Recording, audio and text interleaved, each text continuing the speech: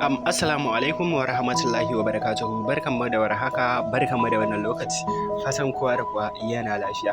To masha Allah ya kyau. Kamar kullum kamar yadda aka saba, yau ma na zo muku da shahararren fim ɗin da kuka shima kuna fita kwamfutarsa wata kan Lasisi. Insha Allah wannan fim ɗin na Lasisi zai fita a gobe Laraba. Allah ya so yadda.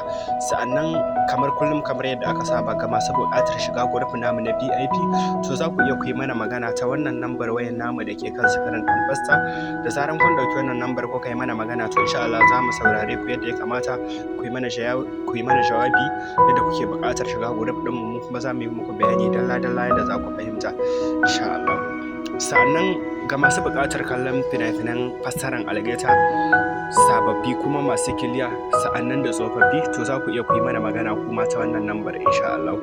Sa'annan idan kai kana buƙatar kallon series ne na India ko na Hausa waɗanda ba an bira su akan YouTube channel ko kuma kan wani application, to za ka iya kai mana magana ko wani irin fim kake da buƙata, to za mu yi ƙoƙari mu samar ma da shi. Sa'annan za ka iya shiga cikin group ɗin mu na VIP a kowane da kake amfani da duniya. Kawai abin da za ka yi shi ne ka ɗauki lambar wayar mu da take kan screen ɗin fassan nan, kai mana magana. Da zarar kai mana magana mu kuma za mu saurare ka, sai ka biya kuɗin ka, yi maka jawabi yadda za ka biya kuɗin ka a domin ka rinka kallon dukkanin fina-finan da suka fita akan lokaci da zarar sun fita.